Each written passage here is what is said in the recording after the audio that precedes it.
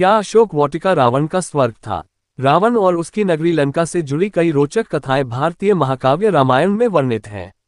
इनमें से एक प्रमुख कथा अशोक वाटिका की है, जिसे स्वर्ग समान स्थान के रूप में वर्णित किया गया है। अशोक वाटिका को लेकर यह धारणा भी प्रचलित है कि इसे रावण ने स्वयं बनवाया था। ये लेख इस विषय पर प्रकाश डालने का प्रयास करेगा कि क्या वास्तव में अशोक वाटिका रावण द्वारा बनाई गई थी और इसे क्यों स्वर्ग के समान माना जाता है। अशोक वाटिका, रावण की दिव्य रचना। अशोक वाटिका का उल्लेख वाल्मीकि रामायण और तुलसीदास के रामचरितमानस में मिलता है। ये वह स्थान है जहां रावण ने माता सीता को राम से दूर ले जाकर रखा था। ये वाटिका लंका नगरी में स्थित थी और अपनी सुंदरता, हरियाली तथा शांति के लिए प्रसिद्ध थी। इसे स्वर्ग जैसा स्थान कहा गया क्योंकि इसमें अद्वितीय प्राकृतिक सौंदर्य था। अशोक वाटिका की संरचना। रामायण के अनुसार अशोक वाटिका का क्षेत्रफल विशाल था और इसे प्राकृतिक सुंदरता का अद्भुत उदाहरण माना जाता था। इसमें अशोक वृक्ष, फूलों के विविध प्रकार, झरने और शांत वातावरण थे।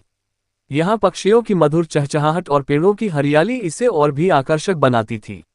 इसका निर्माण ऐसा प्रतीत होता है कि रावण ने इसे अपनी रानी मंदोदरी और अपने परिवार के लिए आराम और मनोरंजन के उद्देश्य से तैयार किया होगा। रावण, एक ज्ञानी और वास्तुकला का प्रेमी। रावण न केवल एक शक्तिशाली राक्षस राजा था, बल्कि वह विद्या, विज्ञान और कला में भी निपुण था। उसके ज्ञान और वास्तुकला के प्रति प्रेम को उसकी नगरी लंका से भी समझा जा सकता है। लंका को रावण ने सोने की नगरी के रूप में बनवाया था। अतः ये संभावना प्रबल है कि अशोक वाटिका भी उसी की योजना और निर्देशों के तहत बनाई गई होगी। रावण ने अपने ज्ञान का उपयोग केवल युद्ध और शक्ति में ही नहीं, बल्कि प्रकृति और सुंदरता को संरक्षित करने में भी किया। ये संभव है कि अशोक वाटिका उसके इस दृष्टिकोण का परिणाम थी।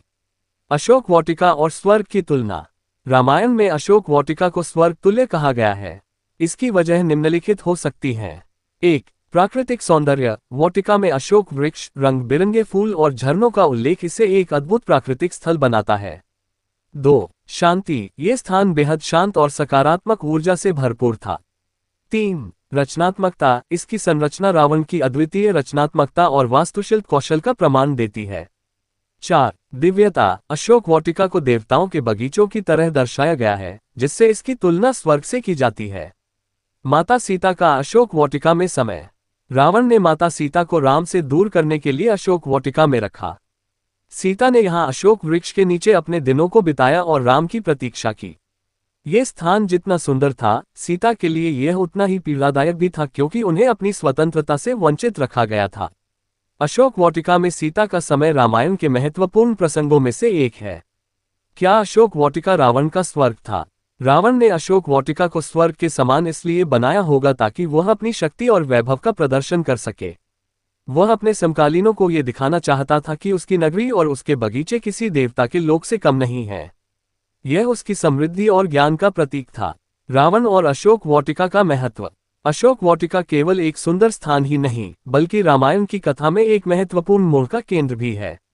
ये स्थान राम और सीता के पुनर्मिलन की प्रतीक्षा और आशा का प्रतीक है। इसके अलावा ये दर्शाता है कि रावण कितना बुद्धिमान और शक्तिशाली था, लेकिन उसकी अहंकार और अधर्म की प्रवृत्ति ने उसे पतन की ओर धकेल दिया। निष्कर्ष। अशोक वाटिका न केवल रावण की वास्तुशिल्प प्रतिभा और प्राकृतिक सौंदर्य के प्रति प्रेम को दर्शाती है, बल्कि यह रामायण की कथा का एक महत्वपूर्ण हिस्सा भी है। इसे स्वर्ग तुल्य स्थान कहना इस बात का प्रमाण है कि रावण ने इसे अत्यंत मनोहर और अद्वितीय बनाने में अपनी पूरी शक्ति लगाई थी।